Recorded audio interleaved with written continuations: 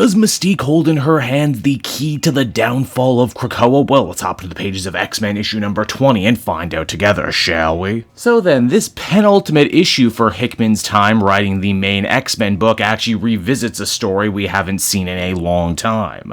You'll remember that Mystique had been working under Xavier and Magneto to try and undermine Orchis' brand new Nimrod project. It seemed as though she had failed in her previous attempt, only in reality it seems that Mystique is quickly losing faith in Krakoa and its leaders, especially as they keep her with a carrot and stick approach, wherein Magneto and Professor X say that they're going to resurrect Destiny, Mystique's lover and wife, only it's made abundantly clear if you've been reading all the books that ain't gonna happen. Mystique and Forge actually have themselves a very interesting conversation wherein they both ask each other how they sleep at night, one man who builds weapons of mass destruction and a killer who uses those weapons to end lives. Speaking of weapons, and Forge's newest death dealer is a humdinger of a weapon. Basically, it's a miniaturized black hole generator. The plan is for Mystique to once again infiltrate the Orchis space base and destroy the entire operation before they can bring the new Nimrod robot online. Synthetic life forms and AI, of course, being proven in the far future to be the ultimate enemy of mutant kind. It's made abundantly clear just how rocky the relationship between Mystique and the two forefathers of Krakoa is. They don't like her, she doesn't like them, but they still need each other. In fact, both Eric and Xavier go out of their way to say that they know Mystique is still full well a monster, and if she doesn't start being useful to their cause, and soon they'll just find a brand new attack dog to do their dirtiest bidding. Now, by the time Mystique actually makes it aboard the Orchis space base, we see that she's already too late. The brand new Nimrod is online. Here's the thing though, Dr. Gregor has actually built this one to be different than any other Nimrod we've seen before in X-Men history. For one, it actually contains the mental makeup of her husband, aka the former Orchis head of security that the mutants killed in their last raid.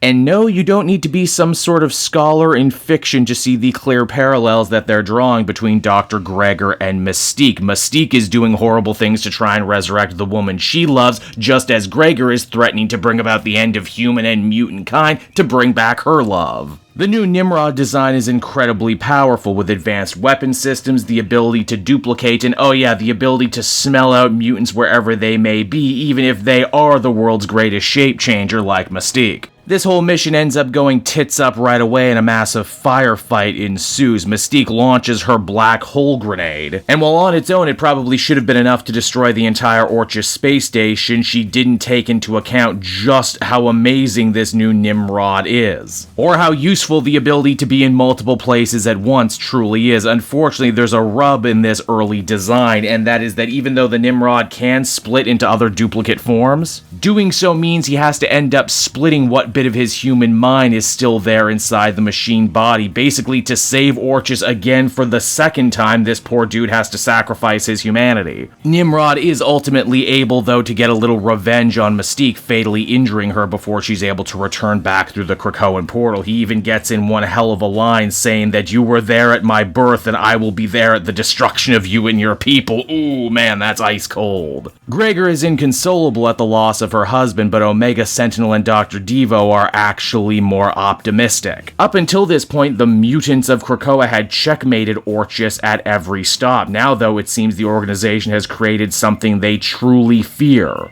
Something that they hope will allow them to win the battle of evolution, which again is pretty interesting coming from a guy named Dr. Devo, whose name literally means de-evolution. Mystique is ultimately resurrected in Krakoa, but it's made abundantly clear that Magneto and Professor X are done with her, and for what it's worth, she's done with them as well too. Raven's sick of the lies, sick of the backstabbing and the subterfuge, and the words of her dearly departed Destiny ring in her mind once again. One day there will be an island. It won't be the first, but it will be the last. And on the day that they will not return me to life in that island, my love, you must burn it all to the ground, which is exactly what Mystique is going to be doing in her brand new series Inferno starting soon. And so that was X-Men issue number 20, everybody, the penultimate issue for Hickman's time on the main X-Men book, and wow, was he not pulling any punches right here at the very end. If Dawn of X was all about setting up this beautiful house of cards, then Reign of X and everything afterwards seems to be setting up all the different ways in which the house of cards can come tumbling tumbling down. I was certainly not expecting Mystique of all people to be given such a place of high regard, essentially the person who's better suited than anyone else to end Krakoa, but yet here we are and it all just feels kinda right, doesn't it? Mystique has always been shown to be so completely self-centered, so totally amoral and cruel, and yet this time everything she's doing is out of love for Destiny. If anything, the fact that Mystique could end up being such this revolutionary hero is perhaps the biggest indictment of all in how Krakoa is running itself. It's also just one of the many reasons too why this brand new Inferno book jumps to the head of my mind as a truly must-read book in a sea of truly excellent X-Men books that are on the shelves right now. Overall, I'd feel very comfortable giving this one a 9.5 out of 10. This is a seminal chapter in one of the greatest X-Men runs we've ever had a chance to witness, and if you're not checking this one out, you're doing yourself a disservice.